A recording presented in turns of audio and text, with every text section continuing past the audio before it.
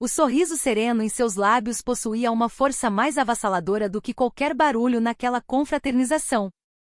No ar gélido, o silêncio que parecia ter congelado o tempo foi quebrado pelo som minúsculo e cristalino de seu copo de cachaça pousando sobre a mesa de madeira rústica. Poc! O som, como prenúncio de um sino monumental, atingiu os tímpanos e o coração de todos os presentes simultaneamente. O Major Ricardo Alves, ainda sem compreender a dimensão do que acontecia, a observava com um rosto que mesclava escárnio e embriaguez. Para ele, a jovem oficial do exército à sua frente não passava de uma figura patética, tentando um último e desesperado ato de insubordinação. Ele estava prestes a abrir a boca para repreendê-la com ainda mais veemência, mas a voz dela soou primeiro. Não era aguda nem alta, mas dominou o espaço com uma clareza e uma nitidez mais cortantes que qualquer grito. Major Ricardo, ela disse, chamando-o pela patente. No entanto, não havia naquelas palavras o chamado de um subalterno, mas a frieza de um promotor confirmando o nome de um réu. O Major Ricardo estremeceu. Era ultrajante que uma mera tenente, uma mocinha, ousasse pronunciar sua patente sem permissão, mas o que o fez recuar instintivamente foi a inexplicável ameaça contida naquela voz. Os outros oficiais na mesa já estavam pálidos. Eles perceberam antes de Ricardo. Aquele não era o olhar nem a aura de alguém que se pudesse desafiar. Era a têmpera de aço afiado, forjada em incontáveis campos de batalha, a coragem de quem já esteve dezenas de vezes na fronteira entre a vida e a morte. Poderia repetir o que acabou de dizer. A voz dela permaneceu calma, mas por baixo da superfície, sentia-se a lava de uma fúria crescente. A mistura de álcool e arrogância fez com que Ricardo perdesse o último fio de razão. Ele se levantou de um salto, esmurrando a mesa. Os copos e garrafas de cerveja saltaram com um barulho estrondoso. Ficou louca? Quem você pensa que é para me dar ordens? Sabe onde está? Tipos como você nem deveriam ter o direito de vestir esta farda. Deu fora daqui agora. Antes que seu berro raivoso terminasse de ecoar, a porta da churrascaria se abriu com um estrondo. Todos os olhares se voltaram para lá. Parados na entrada com expressões severas, estavam um coronel de meia-idade, que parecia ser um chefe de gabinete, e um capitão, seu ajudante de ordens. Sem sequer olhar para os lados, eles marcharam diretamente em direção a ela e, em postura impecável, prestaram continência. Comandante, perdoe o atraso. Tivemos um imprevisto no caminho. A senhora teve algum problema para chegar, comandante? A palavra atingiu o cérebro de Ricardo como um raio. Suas pupilas começaram a tremer incontrolavelmente. O rosto, antes vermelho pela bebida, tornou-se branco como cera. Comandante. A comandante do Comando de Operações Especiais. A figura lendária cuja nomeação vinha sendo comentada em todo o exército brasileiro. Não, não podia ser. Aquela jovem mulher? Em sua mente, todas as peças do quebra-cabeça se encaixaram com um som de grito. O fato de ela ter se apresentado como tenente. O silêncio e os olhares desconfortáveis dos outros oficiais. E agora, essa cena inacreditável se desenrolando diante de seus olhos. Ela acenou levemente com a cabeça para o coronel e o capitão que a saudavam. Então, lentamente levantou-se. Naquele breve instante em que ela se ergueu, Ricardo sentiu uma pressão esmagadora, como se uma montanha estivesse crescendo em sua direção. Ela não era mais uma tenente insignificante. Era general de campo, ostentando as estrelas que lhe davam o comando de dezenas de milhares dos mais letais soldados de elite do Brasil. Seu olhar, antes frio, agora beirava a crueldade. Ela fixou os olhos em Ricardo, que tremia da cabeça aos pés, pálido e mudo. Major Ricardo. Você acabou de dizer coisas que um soldado jamais deveria dizer e fez coisas que um soldado jamais deveria fazer a um superior. Primeiro, manchou a honra da farda. Segundo, humilhou um subordinado. Terceiro, desrespeitou um comandante. Cada palavra era uma adaga cravando-se em seu peito. Ele nem sequer conseguia pensar em uma desculpa. Um terror avassalador paralisou sua língua e sua mente. Disse que o exército é um lugar de homens? Está certo. Mas entre esses homens não se incluem covardes como você. O exército é para aqueles que defendem a pátria, não um parquinho para valentões que usam a patente para tiranizar seus subordinados. Ela caminhou lentamente em sua direção. Ricardo tentou recuar, mas suas pernas já não tinham força. Ele sentia que desabaria a qualquer momento. Ela parou bem à sua frente, olhando de cima. Seu olhar era uma mistura de desprezo e pena, como se olhasse para um inseto. Você zombou, perguntando se um dia uma mulher seria comandante. Pois bem, esse dia é hoje. E você será o primeiro sacrifício desta nova era. Sua última frase soou como uma sentença de morte. Ricardo finalmente desabou no chão, inerte. A palavra sacrifício ecoava em seus ouvidos como o sussurro de um demônio. Todos os outros oficiais na mesa mal conseguiam respirar. Eles haviam acabado de testemunhar o homem que até momentos atrás era seu temido superior, ser atirado ao abismo, e viram com os próprios olhos o quão brutal e gélida podia ser a alvorada de uma nova era. A era da nova comandante de operações especiais. Sua chegada não foi marcada por flores, mas pelo estouro sombrio da ruína de um homem, um prelúdio encharcado de um cheiro acre de medo. A churrascaria transformou-se num palco de caos silencioso e ordenado. Sob as ordens do coronel Ferreira, chefe de gabinete da comandante, a polícia do exército adentrou o local. Eles agarraram bruscamente os braços de Ricardo Alves, que, prostrado no chão, estava completamente desorientado. Fosse pelo álcool ou pelo choque avassalador, ele não conseguia se manter em pé. Enquanto era arrastado para fora como um fardo, ele começou a rir, uma risada de louco. O que eu fiz de errado? O quê? Uma mulher comandante? Isso é um sonho. Só pode ser um sonho. Seus murmúrios patéticos se perderam quando a porta se fechou atrás dele. No salão, um silêncio gélido se instalou. A comandante Isabela Mendes sentou-se novamente, como se o tumulto de segundos atrás não tivesse acontecido. Ela varreu o olhar lentamente pelos outros oficiais petrificados. Seus rostos exibiam uma mistura complexa de medo, espanto e um leve alívio. Para aqueles que haviam sofrido sob a tirania de Ricardo, mas nunca ousaram reagir, a situação era ao mesmo tempo catártica e aterrorizante, pois temiam que a tempestade pudesse se virar contra eles. Isabela, como se lesse seus pensamentos, falou em voz baixa. Sentem-se todos. Ao som de sua voz, os oficiais se moveram como automatos. Sentaram-se em seus lugares com movimentos rígidos, mas nenhum deles ousava encontrar seu olhar. A mesa, antes caótica com comida e bebida, agora parecia um campo de batalha após o cessar-fogo. Isabela encheu seu próprio copo. O som do líquido claro caindo no vidro pareceu anormalmente alto. Esta noite era para ser uma recepção a uma nova oficial. É melhor que cumpramos o propósito original e aproveitemos o tempo para nos conhecermos. Suas palavras fizeram alguns oficiais engolirem em seco. Como poderiam se conhecer naquela atmosfera infernal? Mas ninguém ousou questionar. Ela ergueu o copo, olhando ao redor. Eu sou Isabela Mendes, a nova comandante do Comando de Operações Especiais. Minha visita não anunciada esta noite não teve outra intenção senão ver com meus próprios olhos em que ambiente e com que tipo de pessoas vocês servem. Queria ver a realidade por trás dos nomes e patentes nos relatórios. Seu olhar pousou em cada um deles. Os oficiais que recebiam seu olhar sentiam como se todo o seu passado, suas falhas e seus segredos estivessem sendo expostos, e baixavam a cabeça. E hoje eu vi muitas coisas. Vi um homem que se alimenta da autoridade podre para humilhar seus subordinados. E vi aqueles que, diante da injustiça, permaneceram em silêncio, cúmplices. A crítica afiada fez os ombros dos oficiais se curvarem ainda mais. Todos eles eram cúmplices.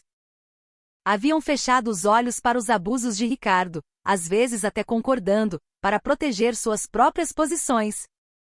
Ela havia percebido isso com precisão. No entanto, não acredito que todos vocês sejam da mesma laia que o Major Ricardo. Acredito que entre vocês, a maioria deseja trilhar o verdadeiro caminho do soldado. Talvez apenas tenham se esquecido de como levantar a voz, esmagados por práticas erradas e uma hierarquia rígida. Sua voz era fria, mas o conteúdo não era apenas uma repreensão. Era uma oportunidade e um último aviso. Ela ergueu o copo mais alto. A partir de hoje, tudo no comando de operações especiais vai mudar. A corrupção e a injustiça serão arrancadas pela raiz. A competência e o mérito serão os únicos critérios de avaliação. Quero construir um exército onde o respeito é conquistado pela liderança, não pela patente, onde o reconhecimento vem da habilidade, não do tempo de serviço. Este copo é o meu primeiro pacto com vocês. E quem não cumprir este pacto seguirá o mesmo caminho do Major Ricardo. Ela esvaziou o copo. Os oficiais apressadamente ergueram os seus e viraram a bebida. Não sentiram o gosto do álcool. Parecia um veneno amargo descendo por suas gargantas.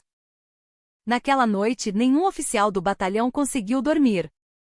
Alguns se reviraram na cama, temendo o expurgo sangrento que estava por vir. Outros sentiram uma chama há muito esquecida, o sonho e a esperança de serem verdadeiros soldados, reacender em seus peitos, e passaram a noite em claro. E entre eles, um jovem oficial, o tenente Lucas Costa, lembrava-se de cada detalhe daquela noite.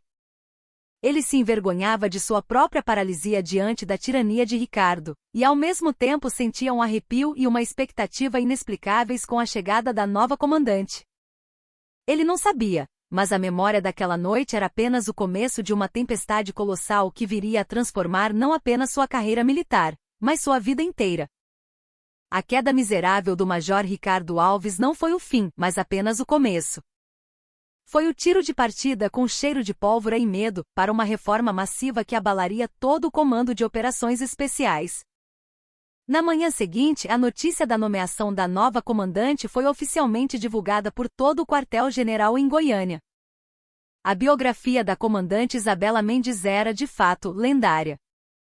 Graduada com honras na Academia Militar das Agulhas Negras, completou todos os treinamentos de forças especiais, que até os homens mais fortes mal conseguiam suportar, com as melhores notas. Em missões de paz no exterior, liderou operações de risco que a transformaram em um mito vivo. Seu nome era sempre precedido pela palavra primeira, a primeira mulher a comandar um batalhão de forças especiais, a primeira a comandar um regimento e, finalmente, a primeira mulher comandante do Comando de Operações Especiais. Mas mais do que seu currículo brilhante, o que deixou os soldados em alerta foram os rumores sobre o que acontecerá na confraternização da noite anterior. Os boatos se espalharam como um incêndio no Cerrado Seco, crescendo e se tornando mais dramáticos com a imaginação de cada um. Diziam que Ricardo havia enfrentado a comandante e levado um tapa, sendo arrastado para fora. Outros juravam que ela havia quebrado uma garrafa com as próprias mãos para subjugá-lo. Às 9 da manhã, no pátio de formaturas do quartel-general, toda a tropa estava perfilada para a cerimônia de posse. Quando a comandante Isabela Mendes subiu ao palanque, todos os olhos se fixaram nela. Vestindo o uniforme de combate, ela parecia diferente da mulher na churrascaria. O rosto sem maquiagem, o cabelo preso num coque firme e uma postura imóvel, inabalável. Apenas sua presença exalava um carisma avassalador. Seu discurso de posse foi breve e direto, mas carregado de uma força inigualável. Hoje assumo a imensa responsabilidade de comandar a tropa de elite do Brasil, o Comando de Operações Especiais. Sinto mais o peso do dever do que a honra. Não lhes prometerei muitas coisas. Apenas uma: farei deste comando a força mais poderosa e honrada de nossa nação. Ela desviou o olhar do discurso escrito e varreu o pátio com os olhos, encarando os soldados um a um. Seu olhar parecia penetrar a alma de cada um deles. Para isso, a partir de hoje, declaro estado de prontidão especial de combate em todas as unidades. Todo treinamento será como uma situação real, não, mais duro que uma situação real. A complacência e a preguiça não serão toleradas. Apenas a habilidade e a competência provarão o valor de sua existência aqui. Não serei uma comandante que fica sentada em sua sala recebendo relatórios. Estarei no lugar mais perigoso, na frente. Farei o treinamento mais difícil ao lado de vocês. Sigam-me, e vocês renascerão como verdadeiros guerreiros de operações especiais. Quando ela terminou, um breve silêncio pairou sobre o pátio. Logo em seguida, uma trovoada de aplausos e gritos explodiu. O olhar dos soldados havia mudado. O medo e a dúvida deram lugar a um fervor e uma expectativa ardentes. Eles sentiram instintivamente que aquela nova comandante os levaria a situações extremas que nunca imaginaram, mas que, ao mesmo tempo, os transformaria nos melhores soldados que poderiam ser.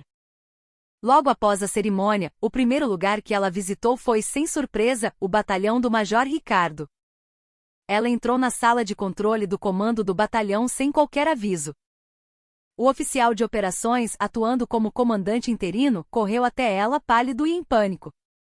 Isabela o interrompeu com um gesto de mão e começou a examinar o quadro de situação da unidade na parede. Planos de treinamento, estado dos suprimentos, situação do efetivo. Cada ponto em que seu olhar parava era seguido por uma pergunta afiada. O resultado da avaliação tática do último trimestre foi baixo. Qual a análise da causa e o plano de ação? Por que a taxa de disponibilidade dos equipamentos está tão ruim? As solicitações de peças de reposição estão sendo feitas corretamente? O tempo de treinamento individual dos soldados em suas especialidades está sendo garantido? Quanto tempo é gasto em tarefas administrativas? Cada pergunta atingia o cerne do problema. O oficial de operações, suando frio, gaguejava respostas, mas não conseguia escapar do interrogatório preciso de Isabela. Ela folheou dezenas de relatórios em segundos, identificando os problemas cruciais com uma precisão cirúrgica. Os oficiais do batalhão ficaram chocados. Como ela poderia ter assimilado tudo aquilo em uma única manhã? Parecia que ela já comandava aquela unidade há anos. Uma bagunça. Um desastre completo, disse Isabela, estalando a língua. Seu olhar finalmente parou na porta da sala do comandante do batalhão. A placa com o nome Comandante de Batalhão, Major Ricardo Alves, ainda estava lá. Ela apontou para a placa com o queixo. A partir de hoje, esta porta está lacrada. Ninguém entra até que um novo comandante seja nomeado. E retirem essa placa imediatamente. Sua ordem foi categórica. Era uma declaração de sua intenção de apagar completamente qualquer vestígio de Ricardo da unidade. Ao sair da sala de controle, ela acrescentou uma última frase. Amanhã, 5 da manhã. Todo o batalhão com equipamento completo formado no pátio. Eu mesma conduzirei o teste de aptidão física. Aqueles que não atingirem o padrão, preparem-se. Deixando essas palavras no ar, ela desapareceu como vento. Os oficiais que permaneceram na sala de controle ficaram parados, atonitos por um bom tempo. O choque era como o de um furacão que havia acabado de passar. A era de Ricardo Alves havia terminado de forma definitiva. E uma nova era, muito mais poderosa, assustadora e imprevisível, estava apenas começando. Eles tremeram, antecipando o treinamento infernal e o turbilhão de mudanças que estavam por vir. O ar da madrugada era frio como uma lâmina. Antes do amanhecer, na escuridão densa, centenas de soldados estavam perfilados no pátio, com suas mochilas e equipamentos completos. Pontualmente às 5 da manhã, a comandante Isabela Mendes apareceu em um jipe de comando. Ela estava de uniforme de combate, cabelo preso e o rosto pintado com tinta de camuflagem. Os soldados que jamais imaginaram que a comandante participaria pessoalmente do treinamento começaram a cochichar. Isabela subiu ao palanque e pegou o microfone. Sua voz cortou o ar frio da madrugada através dos alto-falantes. A partir de hoje, eu supervisionarei pessoalmente todo o treinamento das forças especiais. O primeiro é o teste de aptidão física. Para um guerreiro de operações especiais, a força física é o alicerce. Provem com seus corpos, não com palavras, que vocês são a elite. Assim que terminou de falar, ela desceu do palanque e foi para a frente da formação. Colocou sua própria mochila nas costas. Era do mesmo peso que a dos outros soldados. Ela gritou para a tropa: sigam-me. O objetivo é o morro atrás da base. Ninguém fica para trás. Se um ficar, todos recomeçam do zero. Ao seu comando, centenas de soldados começaram a correr em uníssono. No início, todos pensaram que seria suportável. Mas o ritmo de Isabela não diminuía. A trilha íngreme da montanha apareceu, e o fôlego começou a faltar. O peso do equipamento nos ombros parecia uma tonelada. A formação começou a se desfazer lentamente. A cada vez que isso acontecia, o grito de Isabela ecoava. Não conseguem manter a formação? Olhem para o companheiro ao lado. As forças especiais não lutam sozinhas. Ela chegava a ajudar a carregar o equipamento do soldado mais exausto, a empurrar as costas de quem ficava para trás, incentivando-os. Sem demonstrar qualquer sinal de cansaço, ela parecia feita de aço. Vendo sua determinação, os soldados cerraram os dentes. Se a comandante, uma mulher, conseguia suportar aquilo, eles não podiam desistir. Uma onda de orgulho e teimosia os impulsionou. Algumas horas se passaram. Finalmente, todos os soldados chegaram ao topo do morro. Nenhum homem ficou para trás. Os soldados desabaram no chão, ofegantes. Cada músculo do corpo gritava de dor, mas algo quente crescia dentro de seus corações. Mas aquilo era apenas o começo. No topo do morro, sem um momento de descanso, começou o treinamento de combate individual. Isabela atuou como instrutora, demonstrando a maneira mais rápida e precisa de neutralizar um alvo, rastejando sob arame farpado na postura mais baixa. Seus movimentos eram perfeitos, sem um único gesto desperdiçado. Eram a própria definição do manual. Seus corpos são as armas que protegem esta nação. As armas devem ser sempre mantidas nas melhores condições, afiadas e polidas. Fiquem atentos. Em combate real, um único erro leva à morte. O treinamento continuou até o pôr do sol. Os soldados, cobertos de poeira e suor, mal conseguiam ficar de pé, mas seus olhares eram diferentes. Sob o comando de Ricardo, o treinamento era apenas uma formalidade para passar o tempo. Mas com Isabela era diferente. Cada momento era real, cada processo era uma luta desesperada pela sobrevivência. Pela primeira vez, eles estavam entendendo por que eram forças especiais e para que deviam treinar. Após o treinamento, Isabela reuniu todos os soldados no refeitório. Ela se postou na frente da fila de serviço e começou a servir pessoalmente o arroz e o feijão para os soldados. Vendo a comandante servindo a comida, uma atitude tão sem precedentes, os soldados não sabiam como reagir. Comam bem. Amanhã será mais difícil do que hoje, ela dizia em voz baixa enquanto enchia o prato de cada soldado. Sua voz continha um calor escondido por trás do carisma gélido. Os soldados comeram apressadamente, sem saber se a comida entrava pela boca ou pelo nariz. Mas aquele jantar foi o mais delicioso que já tiveram desde que entraram para o exército. Naquela noite, o alojamento do batalhão estava cheio do som do ronco dos soldados exaustos. Mas em seus rostos adormecidos, além do cansaço, havia uma estranha sensação de satisfação e expectativa. Eles haviam passado por um dia infernal, mas ao mesmo tempo experimentaram a euforia de renascer como verdadeiros soldados. Comandante Isabela Mendes. Ela não era apenas uma comandante. Era um poderoso catalisador que despertava o instinto selvagem adormecido das forças especiais, um tratamento de choque que fazia o coração da unidade, antes afundado na corrupção e na preguiça, voltar a bater. O batalhão estava mudando. Não, todo o comando de operações especiais estava sendo abalado desde suas fundações, sendo sugado para um vórtice de mudanças gigantescas. E no centro de tudo estava a mulher de aço, Isabela Mendes. A reforma de Isabela não se limitou a mudar os métodos de treinamento. Ela começou a reavaliar todos os sistemas da unidade a partir do zero. A próxima área em que ela empunhou sua espada foi a de suprimentos e logística. Ela havia percebido que a base do poder de figuras como o Major Ricardo não estava em sua capacidade de combate ou comando, mas em sua posição que permitia interferir em vários interesses escusos. Em particular, a área de logística que gerenciava e distribuía os recursos da unidade era um problema crônico, há muito tempo explorado por alguns oficiais corruptos como meio de enriquecimento pessoal. Um dia, ela ordenou de surpresa uma auditoria completa no almoxarifado do departamento de logística. O chefe da logística e o oficial de suprimentos ficaram pálidos. Sob a proteção de Ricardo, eles vinham manipulando os registros para desviar combustível, alimentos e até mesmo parte do equipamento de treinamento para benefício próprio. A ordem repentina de auditoria os fez passar a noite em claro, falsificando livros e combinando histórias, mas eles não conseguiram enganar os olhos de Isabela. Acompanhada por especialistas em contabilidade e logística, Isabela foi pessoalmente ao almoxarifado. Ela comparou meticulosamente cada registro, fazendo perguntas cortantes. Este tambor de combustível.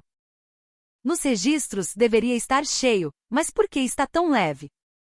Vamos pesá-lo. Estas botas de combate novas, recebidas no ano passado, por que ainda estão empilhadas nas caixas? Pelo que entendi, não foram distribuídas aos soldados. Esta munição, registrada como gasta em treinamento. O relatório de consumo não bate com os registros reais do treinamento. Para onde evaporou essa quantidade faltante? Suas observações eram tão específicas e precisas que o chefe da logística não conseguia nem mesmo inventar uma desculpa. Ele apenas baixou a cabeça, suando em bicas. Isabela jogou a pilha de documentos sobre a mesa e disse friamente: isso não é simples negligência administrativa. É um claro desvio de material militar, um ato de traição contra o país. Afastem imediatamente todos os envolvidos de seus postos e abram uma investigação. Sua ordem foi executada instantaneamente. O chefe da logística, o oficial de suprimentos e vários outros oficiais que conspiraram com eles para obter lucros foram levados pela polícia do exército. O incidente causou um choque tremendo em toda a unidade. A corrupção nos suprimentos, que até então era um segredo aberto, veio à tona, e ver os responsáveis serem punidos sem piedade despertou nos soldados um misto de medo e satisfação. Especialmente os soldados rasos que sempre sofreram com equipamentos velhos e insuficientes, mostraram um apoio entusiástico à medida decisiva da nova comandante. Isabela não parou por aí. Ela tornou públicos todos os detalhes da execução orçamentária da unidade e introduziu um sistema onde os próprios soldados podiam sugerir prioridades para o uso do orçamento. Além disso, criou um comitê de avaliação da gestão da unidade, composto por especialistas externos, para garantir a transparência na execução orçamentária. Sua reforma não se limitava a cortar os elos da corrupção, mas visava transformar o próprio sistema, tornando-o transparente e racional. Essas mudanças naturalmente provocaram uma forte reação dos grupos que parasitavam sob a proteção de Ricardo. Eram oficiais de escalões superiores que mantinham laços de longa data com Ricardo, dividindo os lucros da unidade, e empresários locais ligados a contratos de fornecimento militar. Vendo seus interesses ameaçados pela reforma de Isabela, eles começaram a conspirar nas sombras para derrubá-la. Eles exploraram insistentemente o fato de Isabela ser mulher. Uma unidade comandada por uma mulher inevitavelmente terá sua capacidade de combate enfraquecida. Sua liderança autoritária e emocional está colocando a unidade em risco, espalhavam boatos maliciosos. Chegaram a inventar calúnias sobre sua vida pessoal e a enviar denúncias anônimas ao comando superior. Mas Isabela não se abalou. Em vez de responder a cada ataque, ela provou sua competência com treinamentos ainda mais intensos e resultados concretos. A unidade sob seu comando começou a exibir um desempenho esmagadoramente superior em vários exercícios conjuntos, surpreendendo a todos. A moral dos soldados e o orgulho na unidade cresciam a cada dia. Então, um dia, Isabela recebeu uma denúncia anônima. A informação era chocante: a corrupção de Ricardo não se limitava a desvios dentro da unidade, mas era parte de uma enorme rede de corrupção que envolvia um general específico do alto escalão e uma empreiteira militar. O denunciante não revelou sua identidade, mas afirmou ter provas conclusivas dos crimes de Ricardo. Em troca das provas, exigiu proteção pessoal e a promessa de uma punição severa para todos os envolvidos. Isabela sentiu instintivamente. Aquela era a oportunidade de ouro para arrancar a raiz da corrupção, mas também seria um teste decisivo, um confronto frontal inevitável com as forças que a perseguiam. Ela pegou o telefone discretamente. Seu olhar brilhava, mais frio e afiado do que nunca. Uma grande guerra estava começando. O informante anônimo passou a Isabela um local e horários secretos para o encontro.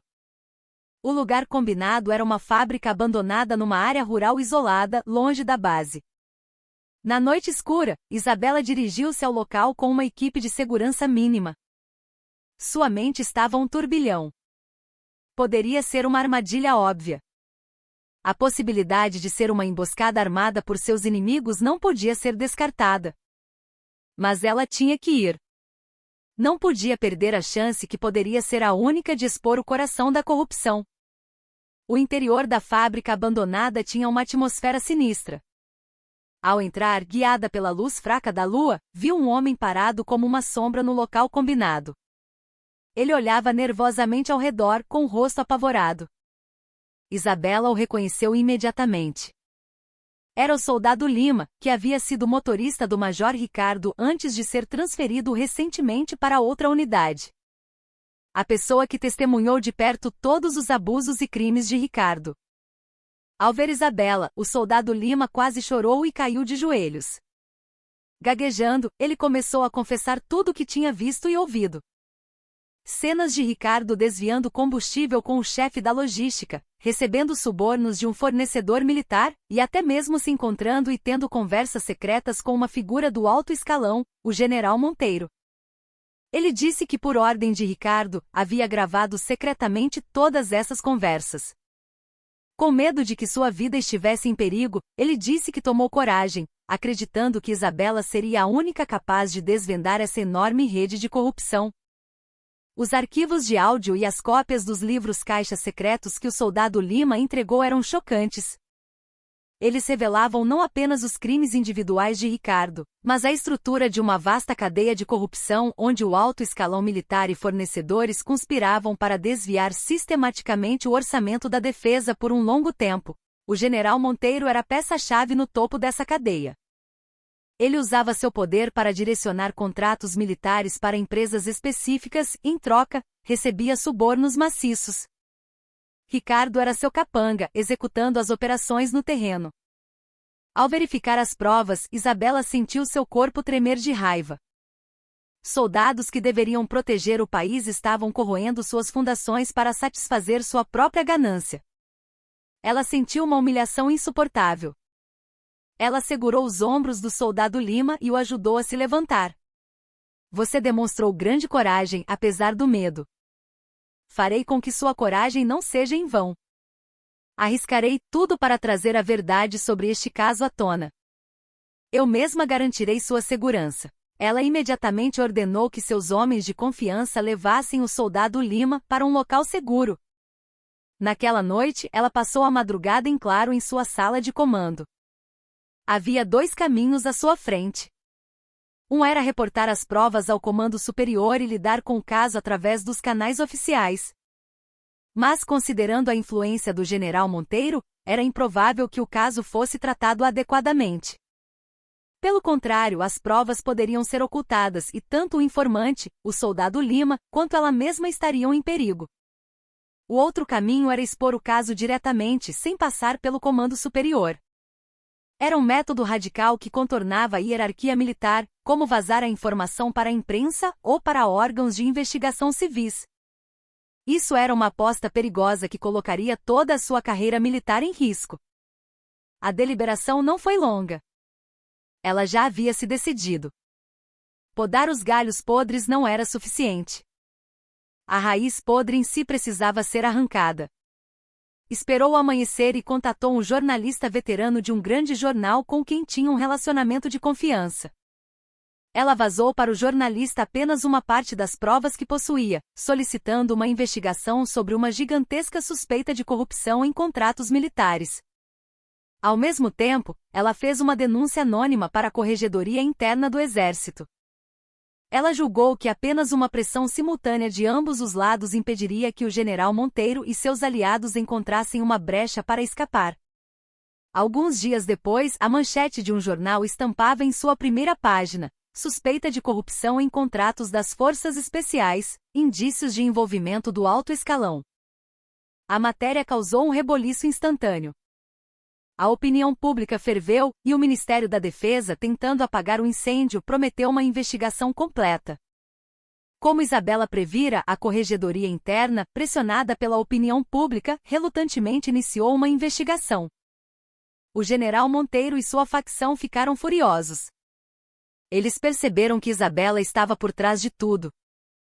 Usando todas as suas conexões e poder, eles tentaram obstruir a investigação e abafar o caso. Ao mesmo tempo, começaram a tramar um plano ainda mais perverso para eliminar Isabela.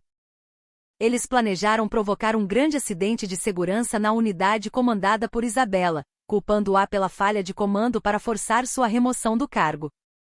Como o treinamento das forças especiais sempre envolve riscos, eles pensaram que seria o cenário perfeito se conseguissem disfarçar o incidente como um acidente.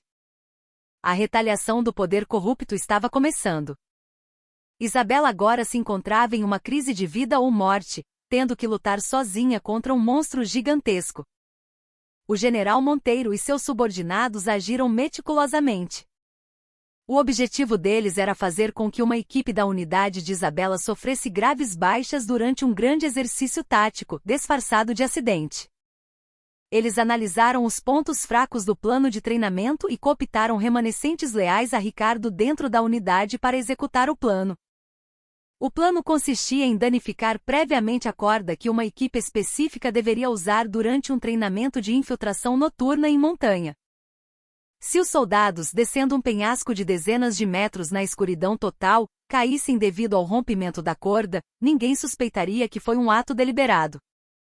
E a responsabilidade recairia inteiramente sobre a comandante, Isabela Mendes, por ter forçado um treinamento excessivamente arriscado. Isabela sentia instintivamente que uma ameaça invisível se aproximava. Após a explosão do escândalo dos contratos, ela reforçou a segurança da base e ordenou que a verificação de todos os preparativos de treinamento fosse várias vezes mais rigorosa que o normal. Especialmente na verificação de segurança dos equipamentos, ela não tolerava a menor falha. Ela inspecionou pessoalmente cada equipamento de treinamento e ordenou que qualquer item com o menor sinal de problema fosse imediatamente descartado e substituído por um novo.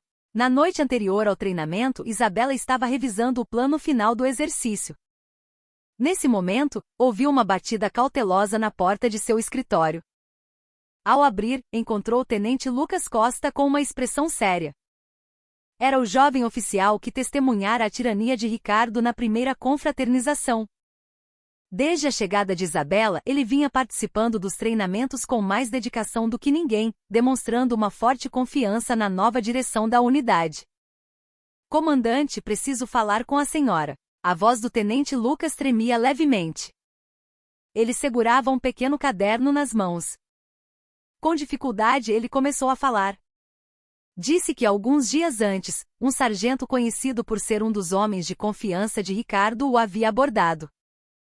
O sargento pediu a Lucas que no treinamento de infiltração noturna, trocasse a corda de uma equipe específica por uma que ele forneceria. Sentindo que algo estava errado, Lucas concordou, mas gravou secretamente a conversa e guardou a corda que o sargento tentou lhe entregar. A corda que Lucas apresentou parecia normal à primeira vista. Mas quando Isabela, usando luvas, a examinou cuidadosamente, notou que uma parte específica estava sutilmente mais fina que o resto e havia vestígios de danos deliberados, como se feitos por uma ferramenta afiada.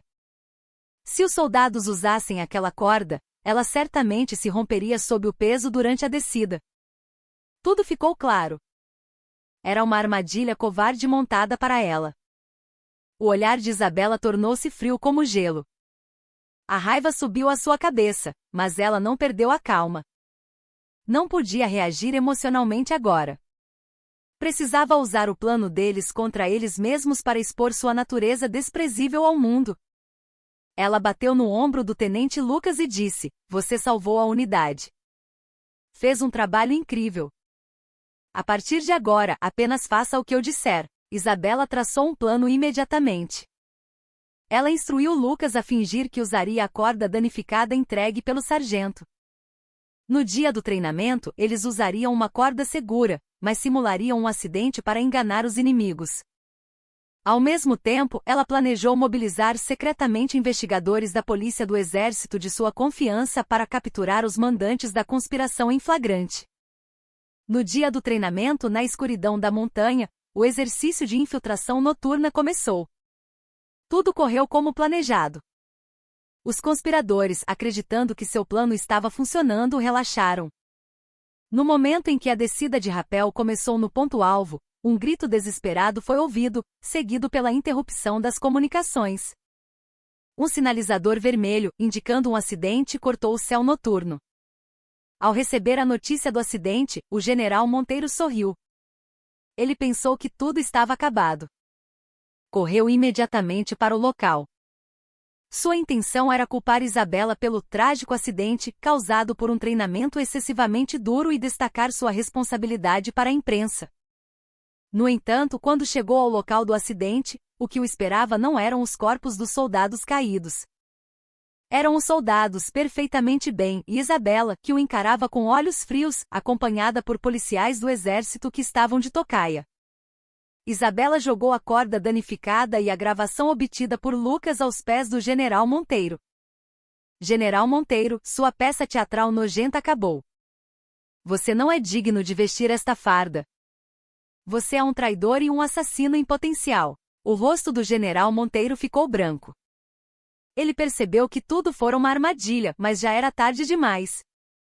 Os policiais se aproximaram e o agarraram. Ele gritou em um último ato de desespero, mas seus gritos se tornaram apenas um eco vazio na montanha profunda. O coração do poder corrupto finalmente parou de bater. Mas Isabela sabia. Isso não era o fim, mas um novo começo. Ela agora estava destinada a enfrentar a resistência de todo o exército. Com a prisão em flagrante do general Monteiro e seus cúmplices, toda a verdade sobre o escândalo dos contratos e a conspiração do acidente forjado veio à tona. O exército foi abalado até os alicerces. Um general da ativa tentando assassinar um oficial subalterno era um escândalo sem precedentes, e o ministro da Defesa teve que se desculpar publicamente. A imprensa cobriu o caso incessantemente, e a fúria do povo atingiu o auge. A desconfiança nas Forças Armadas se generalizou, e a honra de todo o exército foi jogada na lama. Isabela emergiu como a heroína que desvendou a verdade. Sua integridade e coragem ganharam o apoio de muitos cidadãos. No entanto, dentro do exército, os olhares não eram tão favoráveis. Muitos generais de alta patente, que eram da mesma turma de Monteiro ou que lhe deviam favores, viam Isabela como uma traidora que quebrou a harmonia do exército e expôs as feridas da organização, tratando-a com hostilidade aberta. Eles mais uma vez usaram o fato de ela ser mulher, criticando sua liderança como excessivamente agressiva e autoritária, causando um caos desnecessário na organização militar. Incapazes de atacá-la por meios oficiais, eles começaram a pressioná-la de maneiras mais sutis e vis. Reduziram a alocação de orçamento para o Comando de Operações Especiais sob o comando de Isabela e deliberadamente a colocaram no final da fila para receber novos equipamentos. Além disso, criaram obstáculos para todos os planos de reforma que ela propunha, sabotando suas atividades de comando. Chegaram a transferir seus subordinados leais para outras unidades, tentando cortar seus braços e pernas. Isabela se sentiu isolada, como se estivesse presa em uma ilha cercada por inimigos. Mas ela não se desesperou. Acreditava nos subordinados e no povo que a apoiava. Quanto mais forte a pressão externa, mais ela se concentrava em fortalecer a unidade internamente. Mesmo em condições adversas com orçamento limitado e equipamentos obsoletos, ela desenvolveu métodos de treinamento criativos e maximizou a força mental dos soldados, mantendo e aprimorando a capacidade de combate da unidade. Ela disse aos seus soldados: não são os equipamentos de última geração e o orçamento maciço que nos tornam fortes. O que realmente nos fortalece é a vontade indomável de cumprir a missão em qualquer circunstância e a fé ardente em nossos camaradas. Os inimigos tentam amarrar nossas mãos e pés, mas não podem amarrar nosso espírito. Sua sinceridade tocou os soldados. Eles se dedicaram ao treinamento sem uma única queixa, mesmo em condições precárias. Eles mesmos consertavam os equipamentos velhos, economizavam os suprimentos escassos e se incentivavam mutuamente. Essa diversidade, ao contrário, fortaleceu a coesão de toda a unidade. Isabela e seus subordinados, superando a simples relação de comando, começaram a se unir como uma sólida irmandade de armas, compartilhando vida e morte. Então, de um lugar inesperado surgiram aliados. Eram os oficiais jovens e conscientes de dentro do exército. Eles há muito tempo se sentiam desiludidos com a corrupção e a cultura rígida do exército, mas não conseguiam levantar a voz contra o poder estabelecido. A aparição de Isabela lhes deu coragem e esperança. Eles formaram reuniões secretas para apoiar a reforma de Isabela e buscar maneiras de protegê-la da pressão externa. Além disso, a Vigília da Defesa, uma organização da sociedade civil criada após o escândalo dos contratos, tornou-se um forte aliado de Isabela. Eles monitoravam de perto a execução do orçamento e os processos de pessoal do exército, trazendo à tona na opinião pública as pressões injustas impostas a Isabela. A situação estava mudando lentamente. As tentativas do poder estabelecido de isolar Isabela tiveram um efeito contrário, unindo as forças reformistas dentro do exército e fortalecendo as vozes de vigilância externa. A luta de Isabela não era mais apenas dela. Estava se expandindo para uma guerra total e inevitável entre os remanescentes de uma era antiga e corrupta e as forças do futuro que buscavam criar um exército novo e transparente. E o destino dessa grande guerra seria decidido por outro grande desafio que estava por vir. À medida que a influência de Isabela e das forças reformistas crescia, a reação do conservador alto escalão militar se intensificou. Eles perceberam que atacar Isabela pessoalmente não seria suficiente para derrubá-la. Em vez disso, planejaram desmantelar a própria essência de seu poder, a unidade de elite que ela comandava. O plano era dissolver as principais unidades lideradas por Isabela sob o pretexto de reorganização e fusão de unidades, e dispersar seus soldados de elite para outras unidades. Era uma medida perversa com a intenção de destruir a base de comando de Isabela e transformá-la em uma comandante fantoche. O Ministério da Defesa anunciou subitamente um plano de desativação e reorganização de algumas unidades das Forças Especiais, em nome da eficiência da defesa. Coincidentemente, as unidades-alvo eram todas aquelas que haviam mostrado o melhor desempenho desde a chegada de Isabela, simbolizando sua reforma. Embora fosse claramente uma medida seletiva, o Ministério da Defesa argumentou que era uma decisão racional para o futuro do exército. A notícia mergulhou a unidade em um caos profundo.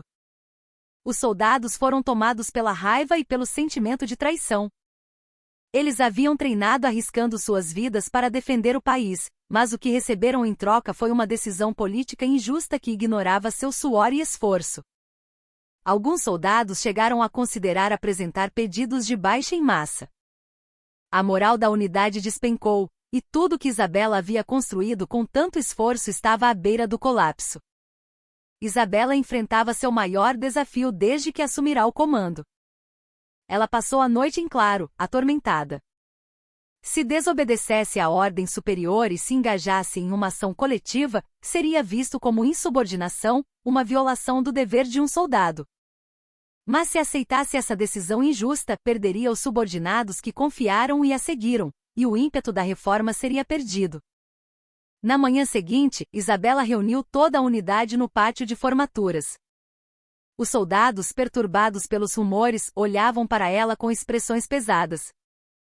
Todos esperavam em silêncio para ver qual decisão ela tomaria. Isabela subiu ao palanque e pegou o microfone. Seu rosto estava abatido pela noite sem dormir, mas seu olhar estava mais firme e determinado do que nunca. Eu não vou lhes dizer para não sentirem decepção e raiva. Eu também, como vocês, sinto uma raiva e uma humilhação insuportáveis por esta decisão. Ela fez uma pausa, encontrando os olhos de cada soldado. Mas nós somos soldados. E soldados, às vezes, devem obedecer a ordens incompreensíveis. É isso que sustenta a ordem militar. No entanto, eu não vou deixar que vocês sejam dispersados assim.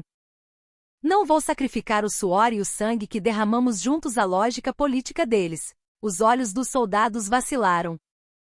O que ela estava prestes a dizer?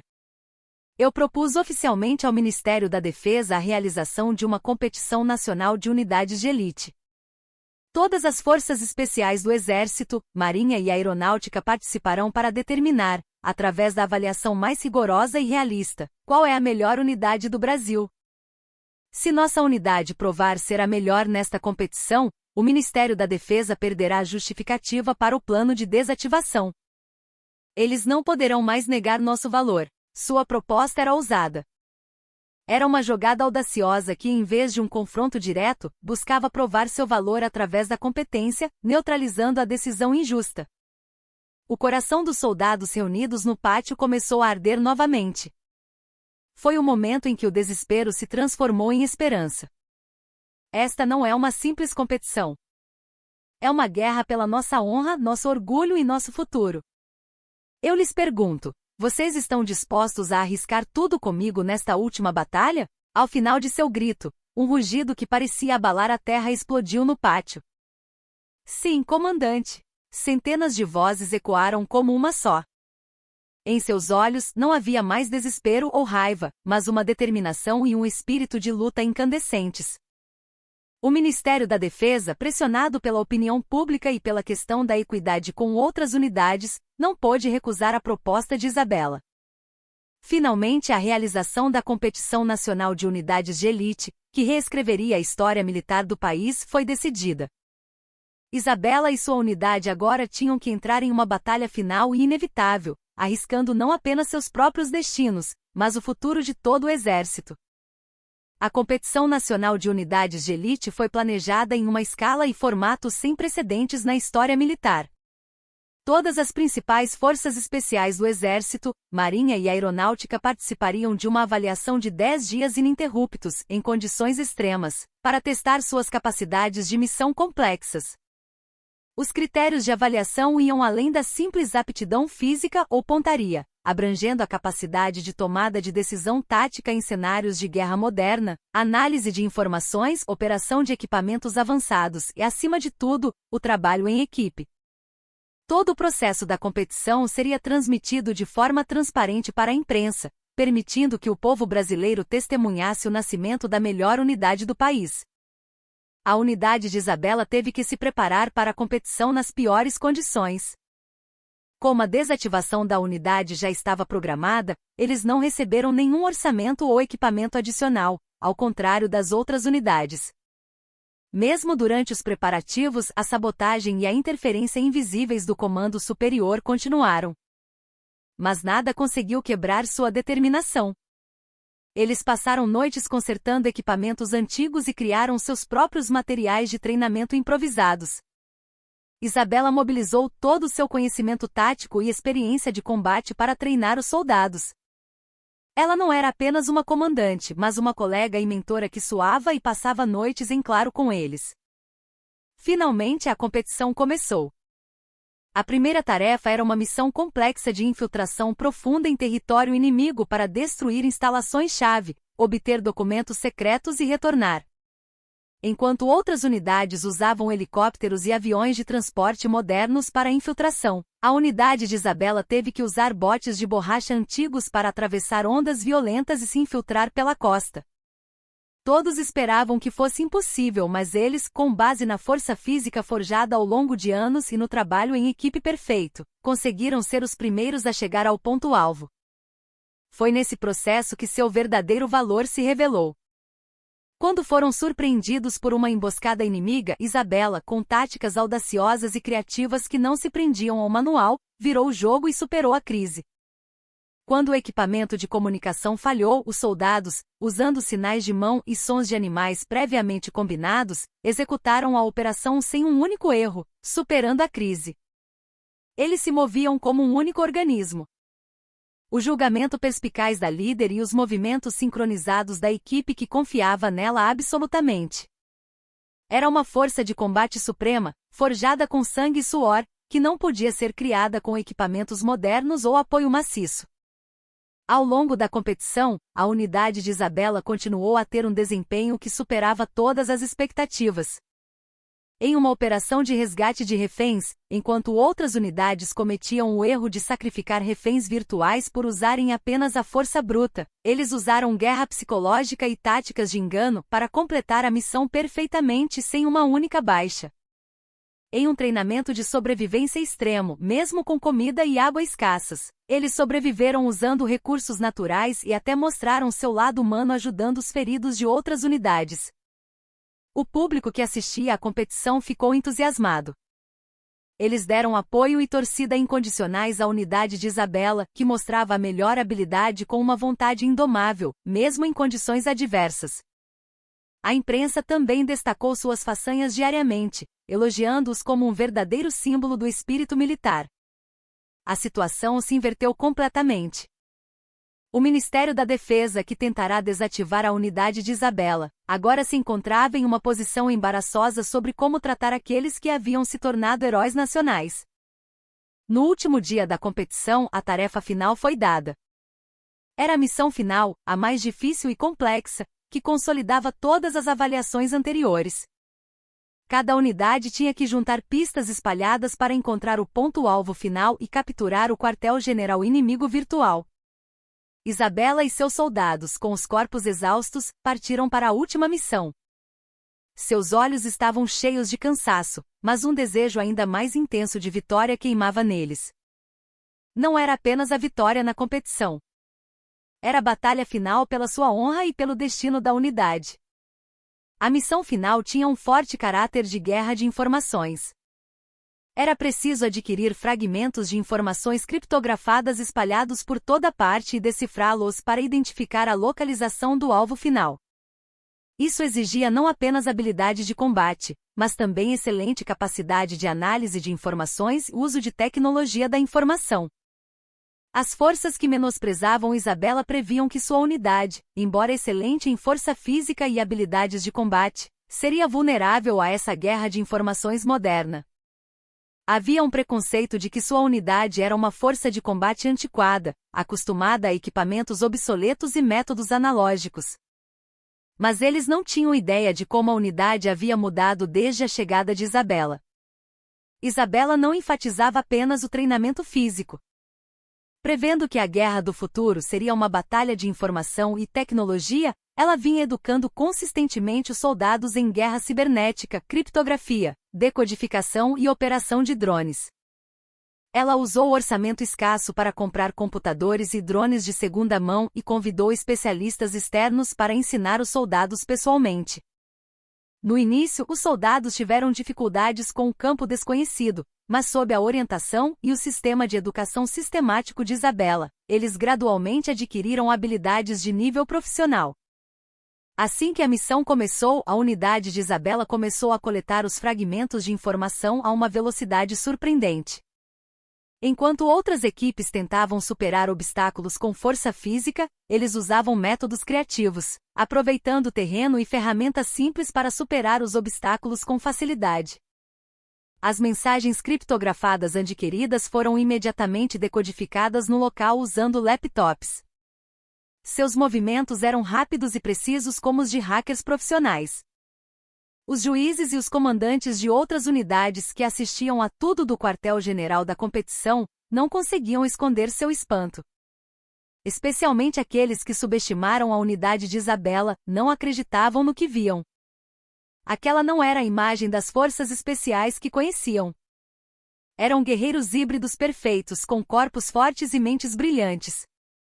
Finalmente a unidade de Isabela combinou todos os fragmentos de informação e foi a primeira a descobrir que o alvo final era um bunker subterrâneo abandonado. Mas quando chegaram à entrada do bunker, outras duas unidades de elite já haviam chegado e estavam em um impasse. Elas se observavam mutuamente hesitando em entrar. O interior do bunker era um labirinto complexo, e era óbvio que estava cheio de armadilhas e inimigos virtuais. A equipe que entrasse primeiro sofreria as maiores perdas.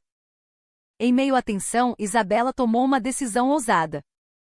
Ela contatou os comandantes das outras duas unidades por rádio e propôs uma operação conjunta. Lutar entre nós aqui só trará perdas para todos. Vamos dividir as tarefas aproveitando os pontos fortes de cada unidade e cooperar para capturar o alvo. A avaliação final pode ser feita de forma justa com base na contribuição de cada unidade no processo. Sua proposta foi radical. Ela estava estendendo a mão para unidades concorrentes. Os comandantes das outras duas unidades hesitaram por um momento, mas aceitaram a proposta de Isabela. Era um método muito mais eficiente e seguro do que atacar o bunker sozinhos. Além disso, ao longo da competição, eles haviam desenvolvido uma profunda confiança na capacidade de comando e liderança de Isabela. A operação conjunta das 3 unidades de elite foi perfeita. A unidade de Isabela, com sua excelente capacidade de análise de informações, garantiu a rota de infiltração mais segura e rápida. Os fuzileiros navais, com suas técnicas de infiltração furtiva, neutralizaram a rede de vigilância interna, e a Força Especial da Aeronáutica, com seu poder de fogo, suprimiu a resistência inimiga. Eles se moveram em perfeita sincronia, como se tivessem treinado juntos por muito tempo, dominando o interior do bunker. Finalmente chegaram à sala de comando inimiga.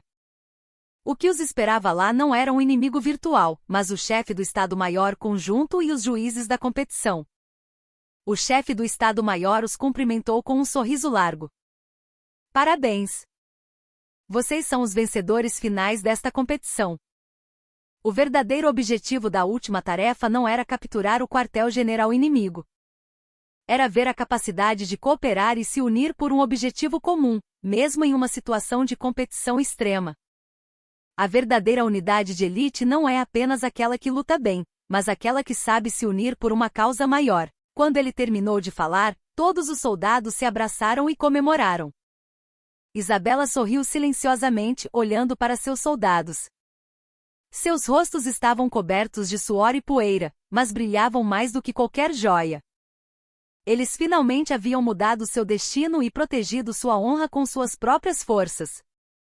Após a competição, a unidade de Isabela recebeu oficialmente o título honorário de melhor unidade das Forças Armadas. O Ministério da Defesa não tinha mais justificativa para desativá-los. Pelo contrário, enfrentou uma forte crítica da opinião pública por ter tentado dissolver a unidade que se tornará um herói nacional. No final, o ministro da Defesa anunciou o cancelamento total do plano de desativação e prometeu designar a unidade de Isabela como uma unidade modelo para as forças especiais, com apoio total.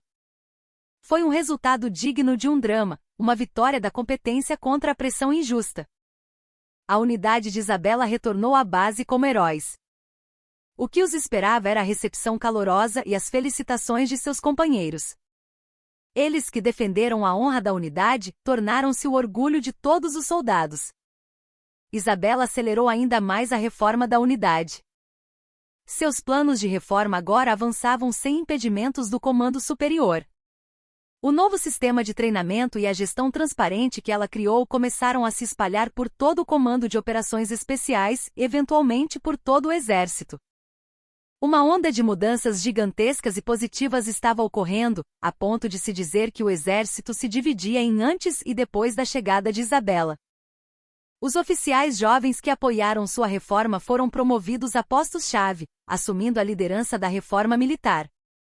O general Monteiro e seus cúmplices, presos por corrupção e tentativa de assassinato, receberam sentenças severas no tribunal militar. Durante o julgamento, outras conexões corruptas dentro do exército foram reveladas, e muitos outros militares corruptos tiveram que tirar a farda. O exército, passando por um longo e doloroso processo de purificação, estava lentamente recuperando sua verdadeira identidade.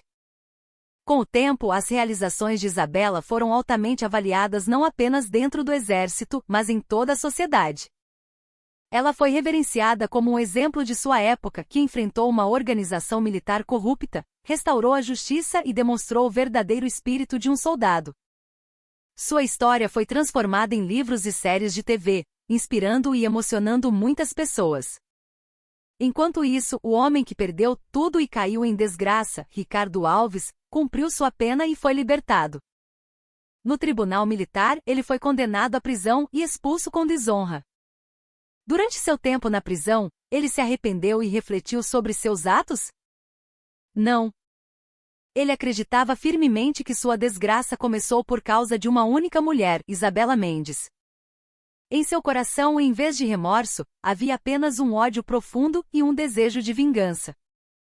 Após sua libertação, sua vida foi miserável. O estigma de um militar expulso com desonra o impedia de ser aceito em qualquer lugar. Sua família o abandonou e os amigos e colegas que antes o bajulavam desapareceram. Ele se tornou um trabalhador braçal, vivendo um dia de cada vez. Mãos ásperas pelo trabalho pesado, um rosto inchado pelo álcool, olhos vazios e cheios de malícia. A imagem do major orgulhoso do passado não existia mais. Sua única alegria era beber todas as noites e assistir TV. Um dia, ele viu Isabela no noticiário.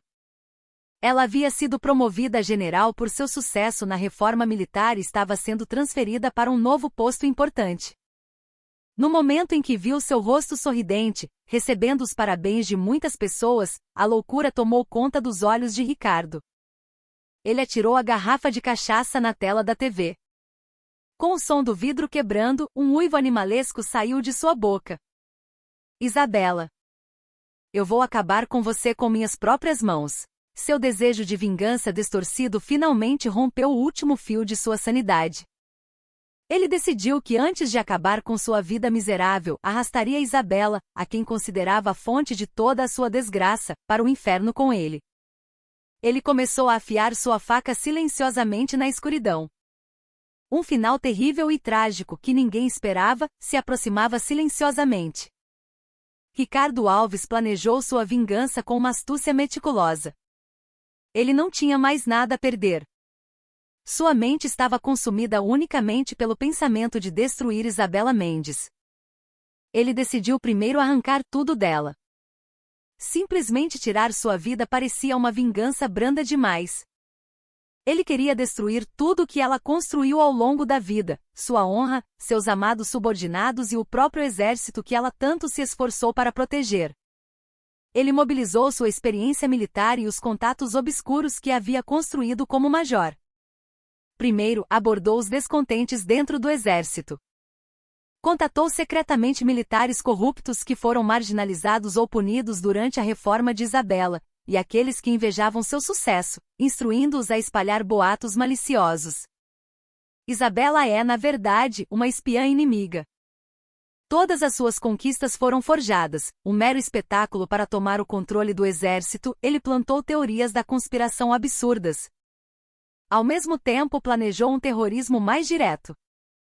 Investigou quem eram os subordinados mais próximos de Isabela e quais treinamentos sua antiga unidade estava planejando. Contatou uma organização internacional de tráfico de armas para contrabandear explosivos de alta potência e armas de fogo. Seu objetivo era atacar um grande exercício de treinamento antiterrorismo supervisionado por Isabela, transformando o exercício em uma situação real de terror. Seu plano hediondo era causar um grande número de vítimas, infligir um golpe fatal na liderança de Isabela e mergulhar todo o exército no caos. Ele reuniu cúmplices para seu plano, recrutando criminosos descontentes com a sociedade ou dispostos a fazer qualquer coisa por dinheiro. Usando sua experiência como ex-oficial das Forças Especiais, ele os treinou militarmente. Em pouco tempo eles se transformaram em uma pequena célula terrorista. Enquanto isso, Isabela, nomeada chefe do recém-criado Departamento de Planejamento Estratégico do Futuro no Ministério da Defesa, vivia dias atarefados. Ela não era mais uma comandante de campo, mas desempenhava um papel crucial no planejamento do futuro de todo o exército. Ela não tinha a menor ideia da ameaça que se aproximava. A existência de Ricardo Alves já havia sido esquecida há muito tempo, lembrado apenas como um soldado infeliz envolvido em um incidente lamentável do passado. Finalmente, o dia da execução do plano chegou. Isabela estava programada para visitar um centro de treinamento para observar um exercício antiterrorismo de sua antiga unidade das Forças Especiais. O local do treinamento era um grande shopping center em uma área urbana, simulando um ambiente civil. Ricardo e seus cúmplices já haviam instalado bombas em vários pontos do shopping e se infiltrado disfarçados de civis. O plano era detonar tudo no momento em que Isabela chegasse ao local, transformando-o em um pandemônio. Isabela chegou ao centro de treinamento, e o sinal para o início do exercício soou. Naquele exato momento, explosões reais acompanhadas de fumaça preta irromperam em vários pontos do local. Em vez de tiros de festim, tiros reais começaram a ecoar. Os soldados que participavam do treinamento e os figurantes que atuavam como civis caíram gritando. O exercício se transformou instantaneamente em uma cena de terror real. Por um momento, Isabela ficou paralisada pela cena horrível que se desenrolava diante de seus olhos. Mas ela rapidamente recuperou a compostura. O espírito de soldado, gravado em seus ossos, a impeliu a agir. Ela assumiu imediatamente o comando da situação e começou a organizar os soldados em pânico. Todos atenção! Isto não é um treinamento. É uma situação real.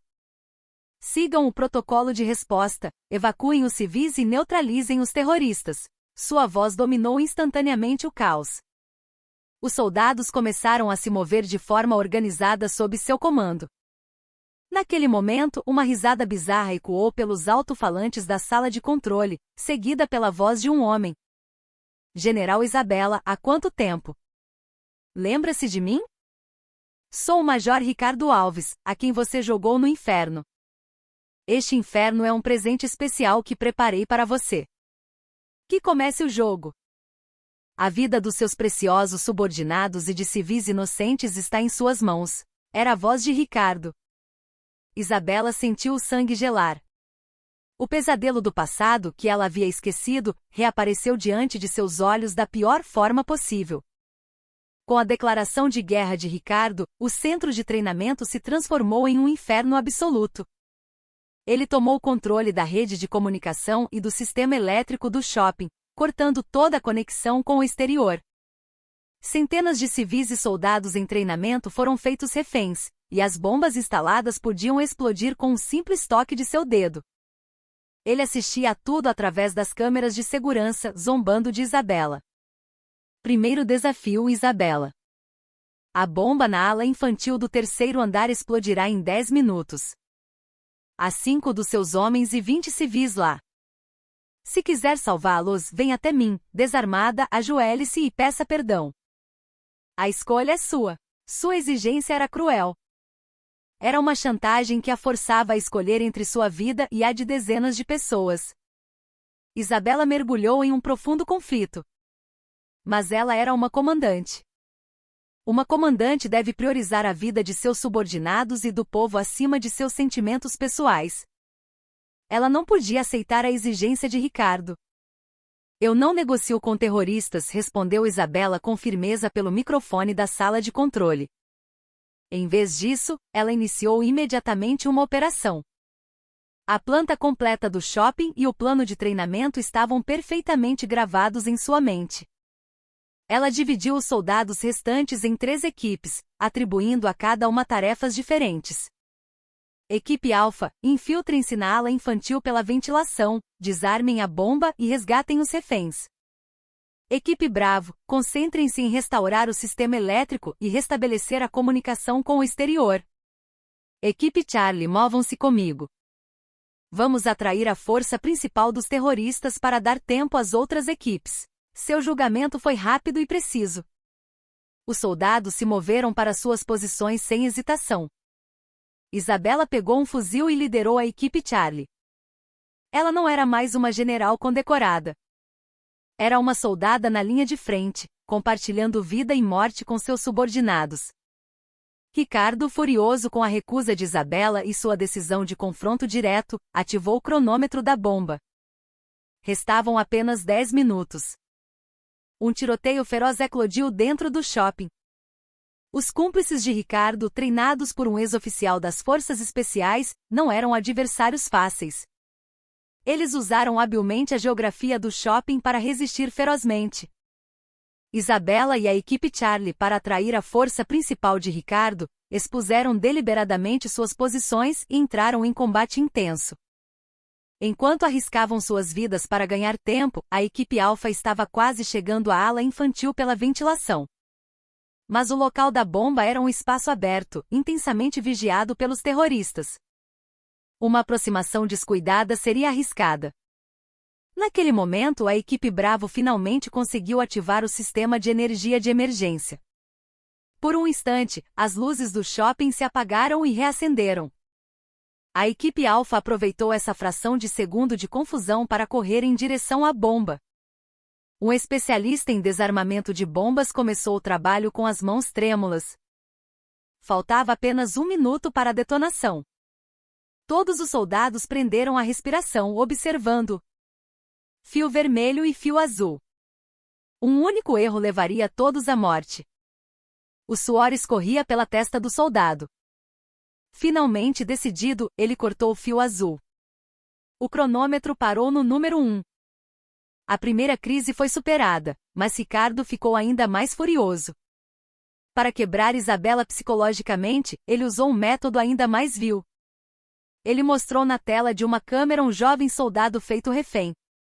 Era o tenente Lucas Costa, agora capitão, o mesmo que havia testemunhado a tirania de Ricardo e denunciado a conspiração. Ele era um subordinado que Isabela prezava especialmente.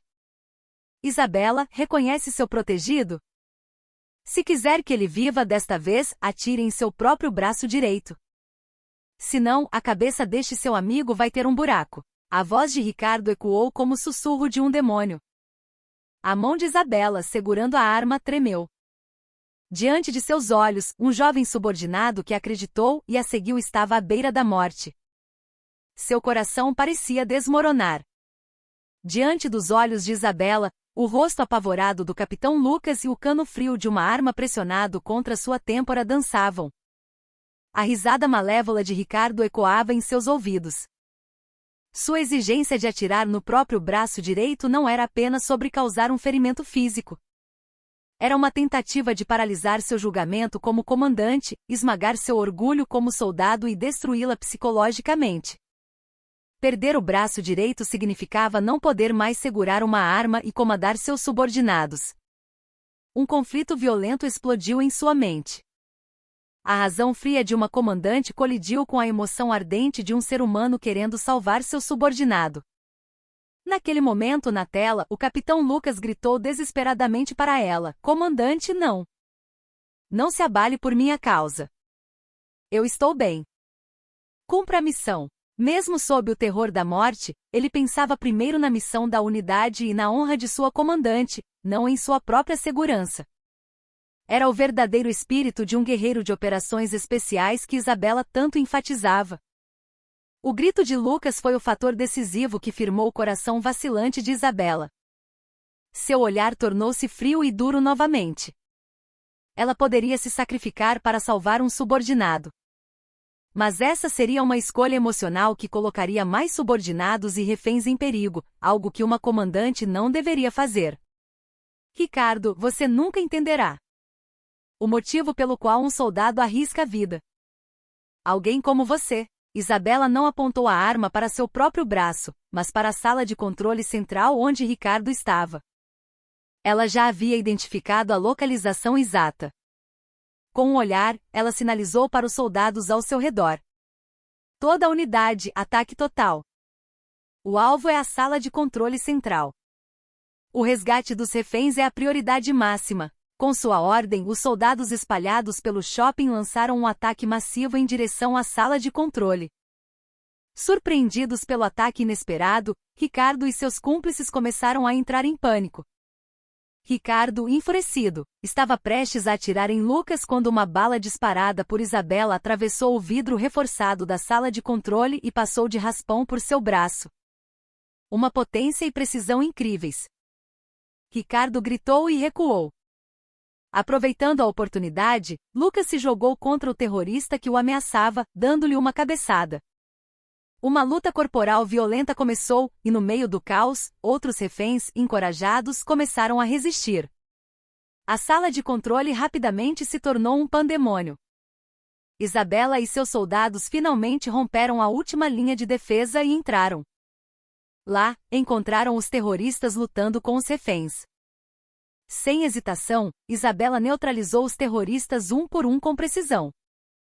Sua pontaria era quase sobre-humana. Finalmente, apenas Isabela e Ricardo restaram na sala de controle. Ricardo segurava o braço ferido com uma mão e com a outra, o detonador da bomba, encarando-a. Seus olhos eram uma mistura de loucura, derrota e um ódio profundo.